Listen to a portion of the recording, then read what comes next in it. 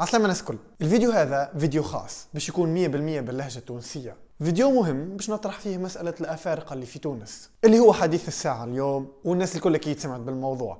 الفيديو هذا مخصص للتونسي ولأي شخص آخر حابب يفهم الموضوع ويعرف شنو اللي صار في تونس. وتنبيه قبل الفيديو هذا ما فيش أي نوع من أشكال العنصرية، لا العنصرية العرقية ولا العنصرية اللونية، ولو حسيت انه فما عنصرية في الفيديو هذا فاكيد عندك خلط في المفاهيم. المهم خلينا نشوف شنو الحكاية بالضبط وشنو المستقبل اللي يستنى في تونس بعد التغييرات الحصرية اللي صارت فيها. كما كلكم تقريبا شفتوا وسمعتوا، امس بتاريخ 22 افريل 2023 انعقد مجلس للامن القومي حول مسألة توافد الافريقيين غير الشرعي لتونس وبكميات مهولة، الشيء اللي ولا واضح لعامة الناس لانه عددهم كثر و80% منهم جاوا بطريقة غير شرعية للبلاد.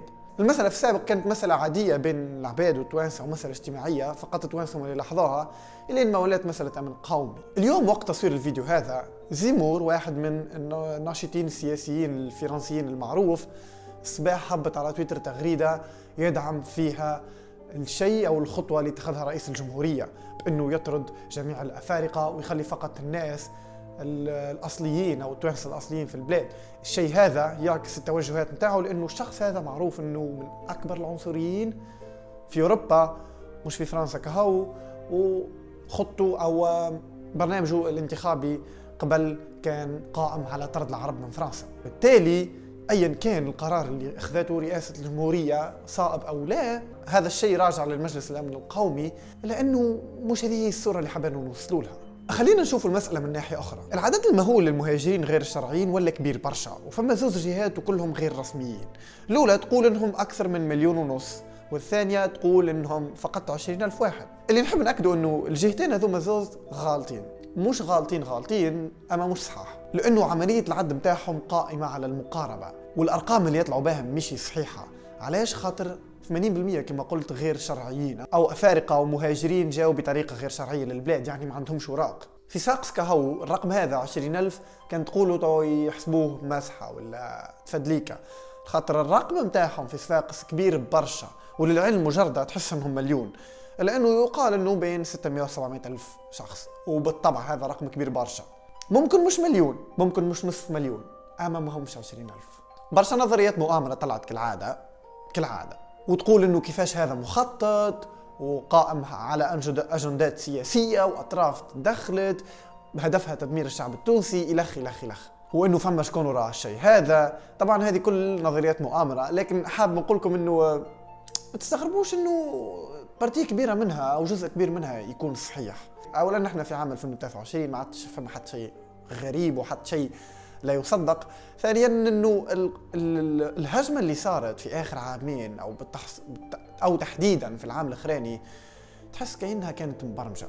الاكيد واللي نجم اي شخص ياكده انه الافارقه اليوم عندهم عقليه معينه داخلين بها لتونس، وهي انهم يستوطنوا، والشيء هذا نجم نشوفوه من لي كونت نتاعهم او حساباتهم على التيك توك والانستغرام والسوشيال ميديا والمظاهرات ومطالبتهم بحقوقهم على اساس هما اولاد بلاد يعني. وفما ناس من جهه اخرى تقول لك عندهم الحق، وشوف التوانسه اللي حارقين لاوروبا، وهما نفس الشيء لو قارنا كون توانسه حارقين لاوروبا، يعني خلي العباد تعيش.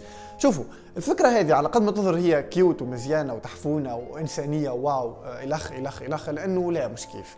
احنا التوانسه او الشعب التونسي برشا منه قام بعمليه هجره غير شرعيه لاوروبا اللي هي فيها تقريبا 30 دوله من العالم المتقدم.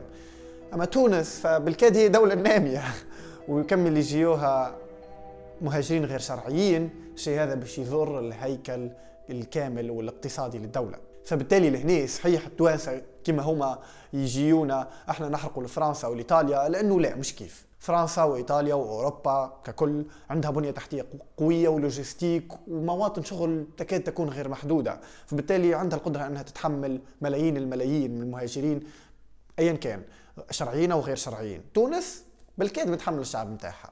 شوفوا اللي متأكدين منه انه الدولة لازم تحد وتنظم وضعيتهم القانونية، اما ان نسيبوا الماء على البطيخ لا. كلنا بشر وكلنا كيف اي، اما فما حدود. اني لاني ضدهم ولا مع انهم يجيوا يستوطنوا في البلاد، هل اني بين البنين؟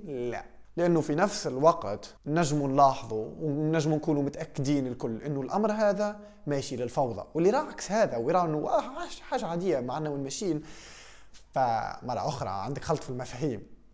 أوكي، وبالنسبة للعنصرية عند التوانسة ومسألة العنصرية اللي تجدد، شوفوا الشعب التونسي، تحبوا رأيي هذا رأيي، الشعب التونسي شعب عنصري في الدم في النخاع أغلبنا، واللي يقول لا فخليني نقول لك انه هذا نفس الكلام اللي قالوه الامريكان الكل في الاربعينات والثلاثينات من القرن الماضي، فقط وقت جاتهم موجات كبيرة من المهاجرين من افريقيا سود البشرة. فبالتالي احنا التوانسة العنصرية متاعنا كانت دفينة لداخل، لانه ما كناش نحتكوا معاهم برشا، واصلا كانت عندنا فئة صغيرة من الناس اللي هي مختلفة في لون البشرة.